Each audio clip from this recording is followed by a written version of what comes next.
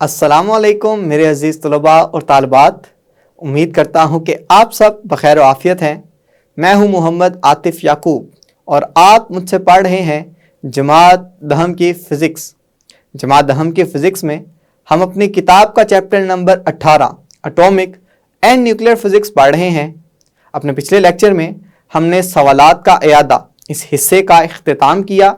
पिछले लेक्चर में हमने इसके 18.12 सवाल से लेके 18.15 सवाल को हल किया। आज इस मश्क की तीसरी मंजिल यानी कि आला तसव्वुराती सवालात को शुरू करेंगे। आप जानते हैं कि जब भी हम आला तसव्वुराती सवालात की जानिब बढ़ते हैं तो मैं आपसे एक नसीहत करता हूँ, एक बात करता हूँ कि आपने अपने चैप्टर के दौरान सीखे गए तमाम तसव्वुरात का इतलाक करना होता है इन सवालात पे। तो चलें इन तमाम तसव्वुरात को सीखेंगे, इनका इतलाक करेंगे और आज के लेक्चर में पहले 4 सवालात 18.1, 18.2, 18.3 और 18.4 को हल करना सीखेंगे। तो चलें इन तमाम सवालात को हल करने के लिए चलते हैं अपने लाइट बोर्ड की जानिब। जी तो मेरे अज़ीज़ तलबा और तालिबात, जैसा कि लेक्चर के आगाज़ में मैं ये बात आपसे शेयर कर चुका हूँ कि आज के लेक्चर का आगाज़ हम करने जा रहे हैं इस मश्क की तीसरी मंजिल जिसका नाम है आला तसव्वुराती सवालात। इसका पहला सवाल चलें पढ़ते हैं। क्या है? पहले सवाल में हमसे पूछा ये जा रहा है कि क्या एक ही एलिमेंट के मुख्तलिफ एटम्स हो सकते हैं? तो ज़रा सोचें, आपने क्या पढ़ा है? आपने आइसोटोप्स में क्या पढ़ा था? हमने कहा था एक ही एलिमेंट के ऐसे एटम्स कि जिनका एटॉमिक नंबर यकसा हो लेकिन एटॉमिक मैस नंबर मुख्तलिफ हो, उनको नाम दिया जाता है आइसोटोप का। तो जी हाँ, ऐसा मुमकिन है। तो हम यहाँ पे लिखेंगे जी हाँ,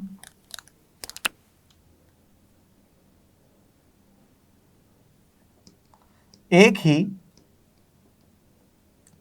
एलिमेंट के मुख्तलिफ एटम्स हो सकते हैं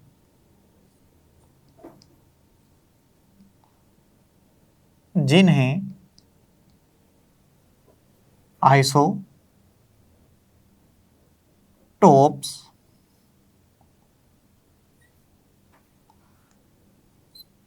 कहते हैं। अब आइसोटोप्स का लफ्ज आ गया तो चलें आइसोटोप्स की तारीफ लिखते हैं। आइसोटोप्स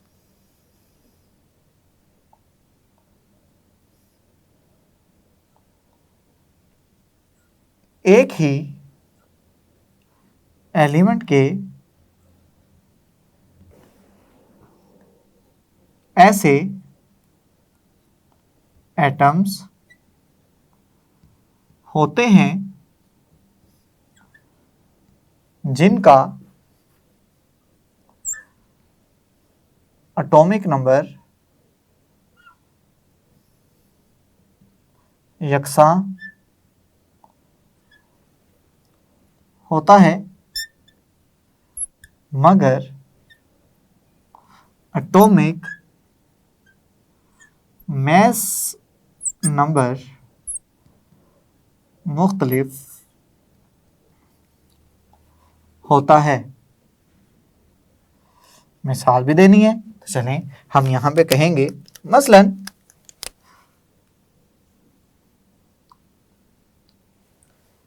हाइड्रोजन के 3 आइसोटोप्स हैं। पहले को नाम दिया जाता है प्रोटियम का, दूसरे को नाम दिया जाता है ड्यूट्रियम का और तीसरे को नाम दिया जाता है ट्रीटियम का। अब यहाँ पे ये जो प्रोटियम है इसमें प्रोटॉन नंबर है जी 1 और एटॉमिक मैस नंबर भी है 1। यहाँ पे जो ड्यूट्रियम है इसका एटॉमिक नंबर तो 1 है लेकिन इसका एटॉमिक मैस नंबर 2 है। और ये जो ट्रीटियम है जो हाइड्रोजन का तीसरा आइसोटोप है, इसका एटॉमिक नंबर तो 1 है लेकिन एटॉमिक मैस नंबर 3 है। तो यहाँ पे देखें कि हमने जो तारीफ की थी कि एटॉमिक नंबर यकसा है देखें तीनों हालतों में एटॉमिक नंबर तो एक जैसा ही है, लेकिन एटॉमिक मास नंबर मुख्तलिफ है। इसमें 1 है, इसमें 2 है, इसमें 3 है। तो इस तरह से आप इस सवाल का जवाब लिखेंगे, आइसोटोप की तारीफ करेंगे और साथ ही साथ हाइड्रोजन के मुख्तलिफ आइसोटोप्स की अकसाम भी बता देंगे। उम्मीद करता हूं कि यह सवाल आपको अच्छे से समझ आ गया है। आपने इसी तरह से इसको नोट्स में लिख लेना है। चलें बढ़ते हैं अपने आज के अगले सवाल की जानिब। जी तो मेरे अजीज तलबा और तालिबात, ये रहा आज के लेक्चर का अगला सवाल। इस सवाल में हमसे पूछा जा रहा है कि किस न्यूक्लियर रिएक्शन में ज़्यादा एनर्जी खारिज होती है, फिशन या फ्यूजन रिएक्शन में, वजाहत करें। तो इसके लिए हमें एक जगह पे बयान करनी पड़ेगी फिशन रिएक्शन को, और दूसरी जगह पे हमें बयान करना पड़ेगा फ्यूजन रिएक्शन को। दोनों का मुआवजा करेंगे और देखेंगे कि किस अमल में, किस न्यूक्लियर रिएक्शन में ज़्यादा एनर्जी खारिज होती है। आप जानते हैं कि फिशन रिएक्शन के अंदर एक यूरेनियम 92 का एटम जो है ये टूटता है 2 छोटे न्यूक्लियाई के अंदर। वो छोटे न्यूक्लियाई क्या हैं, अभी हमारा इससे लेना देना नहीं है।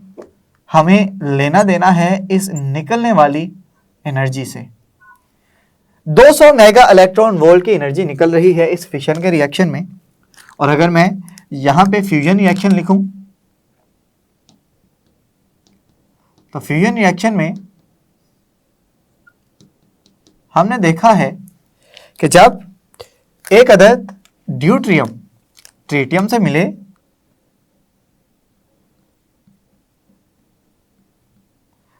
तो मार्ज़े वजूद में आता है एक अदद हीलियम,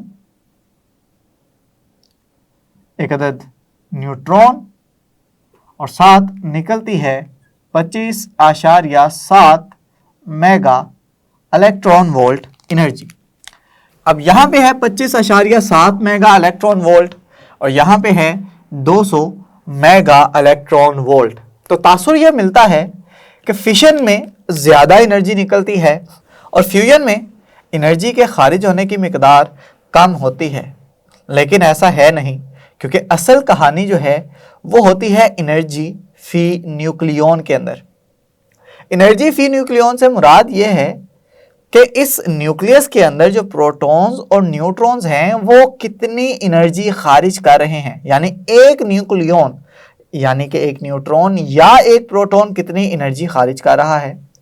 अब यहां से निकलने वाली एनर्जी है 200 मेगा इलेक्ट्रॉन वोल्ट, लेकिन यहां पे न्यूक्लियन की तादाद है 235। तो अगर मैं यहां पे एनर्जी फी न्यूक्लियन निकालूं तो वो क्या निकलेगी जी? चलें अभी देख लेते हैं। एनर्जी फी न्यूक्लियन यहां पे बनेगी 200 बटा 235। अगर मैं इसे डिवाइड करूं, इसे तकसीम करूं, मेरे पास आंसर जो आएगा वो आएगा 0.85 तकरीबन मेगा इलेक्ट्रॉन वोल्ट। तो अब देखें जो एनर्जी है ये है 0.85 मेगा इलेक्ट्रॉन वोल्ट।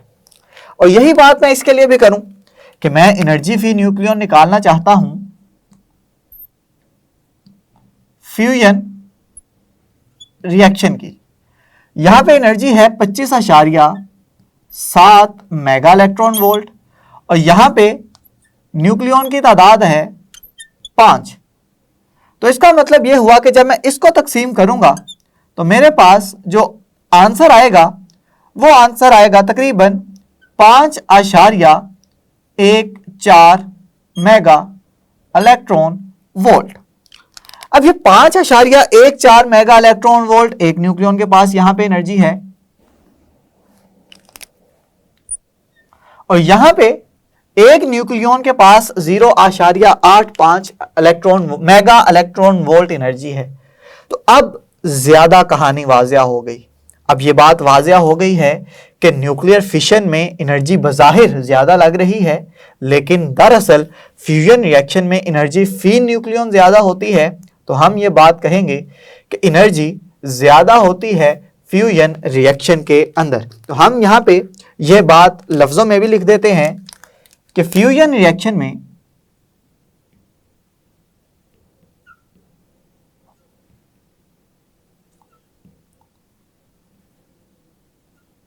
खारिज होने वाली एनर्जी की मिकदार ज्यादा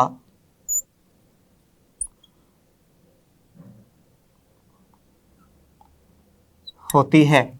और वजह आपके सामने लिखी जा चुकी है, आपको बताई जा चुकी है कि फ्यूजन रिएक्शन में एनर्जी फी न्यूक्लियन ज्यादा होती है।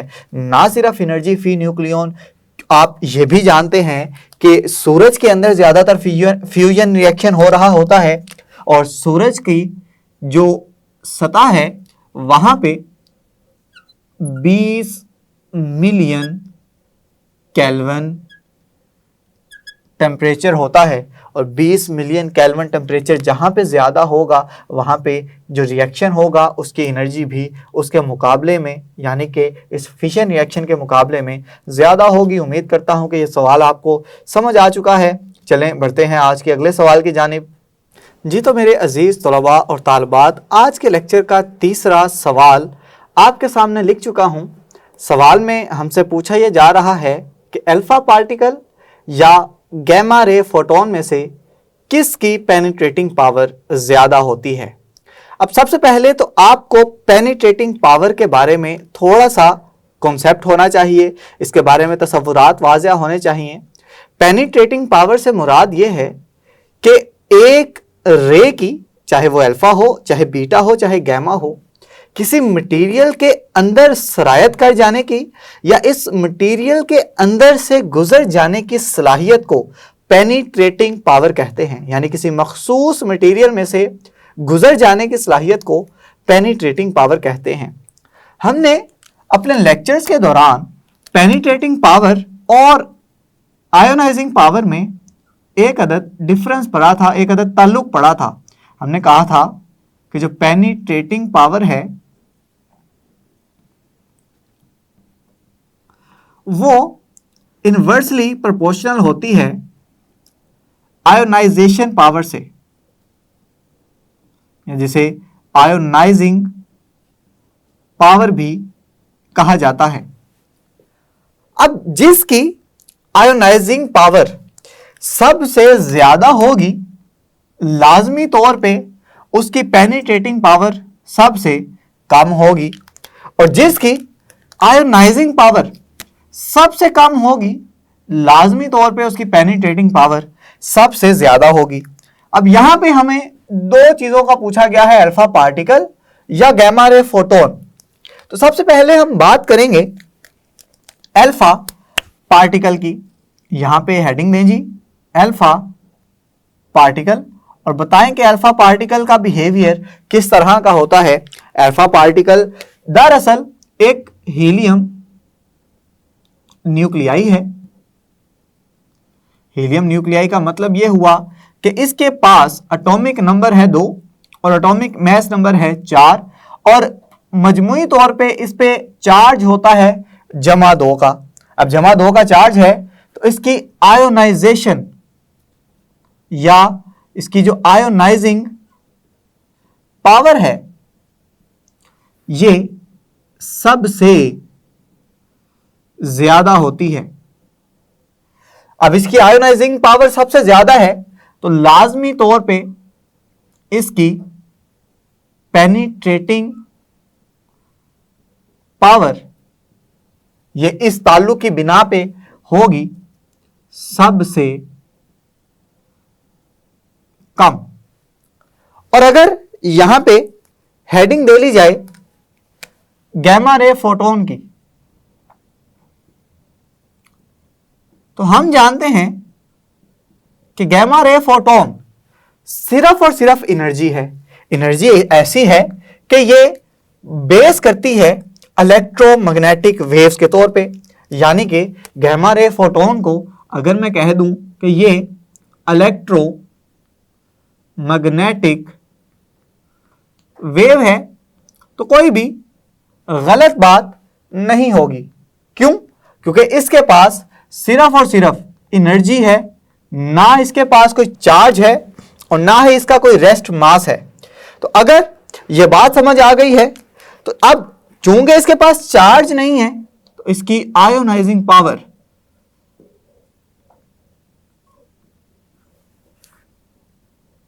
होगी सबसे कम, और जिसकी आयोनाइजिंग पावर सबसे कम उसकी पेनिट्रेटिंग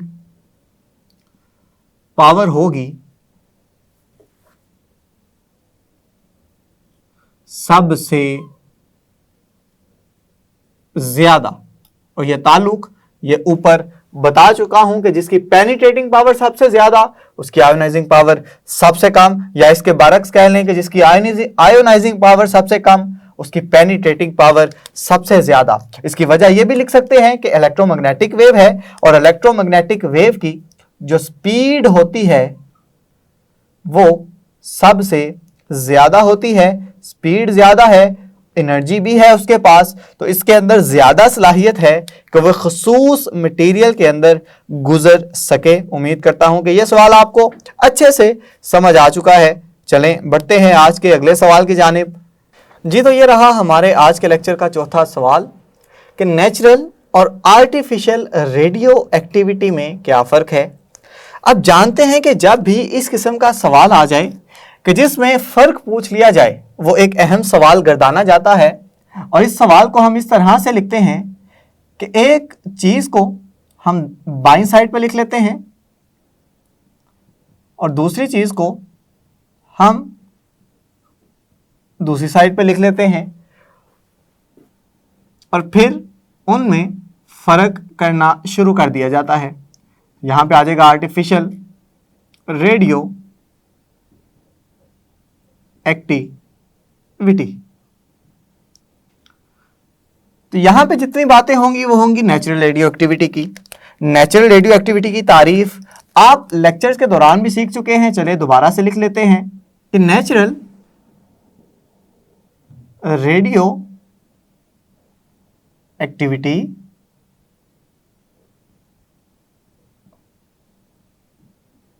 एक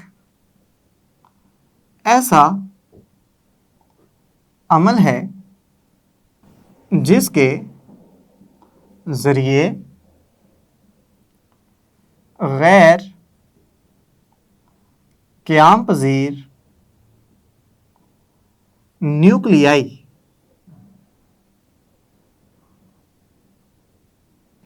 से कुदरती तौर पर रेडिएशंस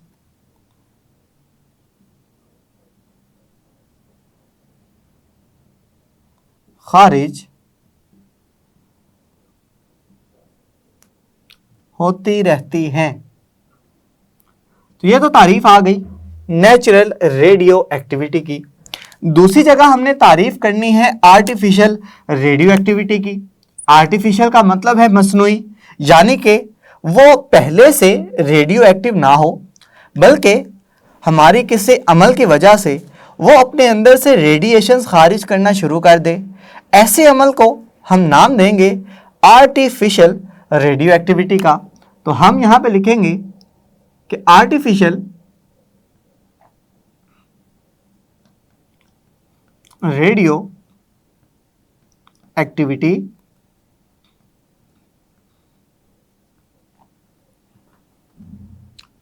एक ऐसा अमल है जिसकी वजह से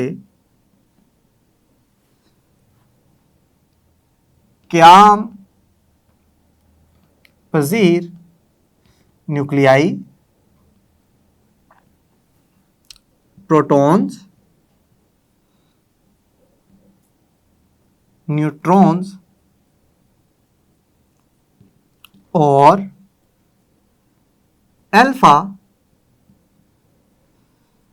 पार्टिकल्स की बौछार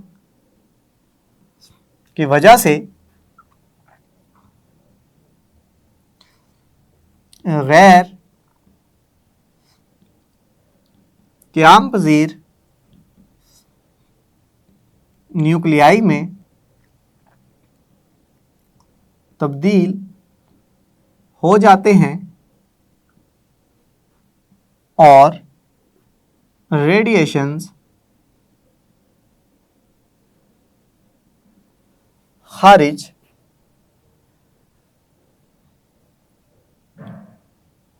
करते हैं।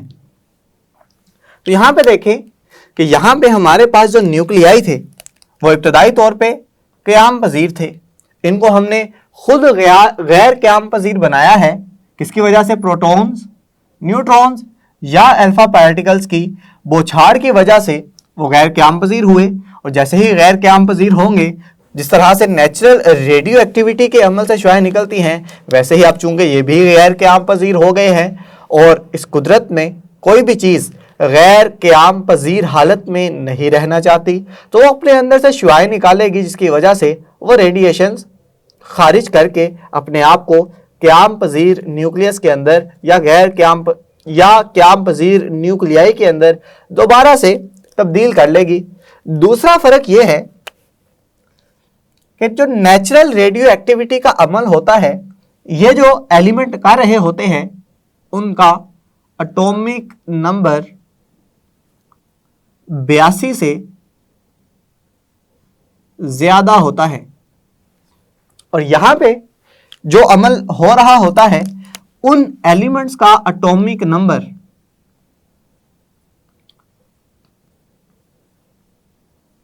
1 से लेके 82 तक होता है। इसकी मिसाल में हमने देखा था कि फर्ज करें कोई सोडियम का क़याम पजीर न्यूक्लियस है, इसका नंबर है 1123। जब इस पे एक न्यूट्रॉन की बम्बार्डमेंट करवाई जाएगी तो ये तब्दील हो जाएगा सोडियम 1124 के अंदर। और ये सोडियम 1124 जो है ये गैर क़याम पजीर न्यूक्लियस है। अब लाजमी तौर पर इसने अपने आप को क़याम पजीर करना है, तो ये अपने अंदर से कुछ शुआएं निकालेगा। तो ये जो शुआएं निकालेगा वो होंगी गामा रेस। गामा रेस निकालते हुए ये खुद को क़याम पजीर करेगा। तो आपने देखा कि क़याम पजीर सोडियम के एटम पे मैंने जैसे ही न्यूक्लियस की बम्बार्डमेंट करवाई, न्यूट्रॉन की बौछार करवाई, तो उससे वो गैर क़याम पजीर सोडियम में तब्दील हो गया। और वो गैर क़याम पजीर सोडियम गामा रेस को निकालेगा और गामा रेस को निकालते हुए ये अपने आप को क़याम पजीर करेगा। तो उम्मीद करता हूं कि ये सवाल भी आपको अच्छे से समझ आ गया है। इसी तरह से आपने इसको अपने नोट्स के अंदर भी लिख लेना है। जी तो मेरे अजीज तलबा और तालिबात, सीख लिया ना कि सिर्फ और सिर्फ तसव्वुरात का इतलाक़ करना है, चीज़ें आपके लिए आसान से आसान तर होती चली जाएंगी।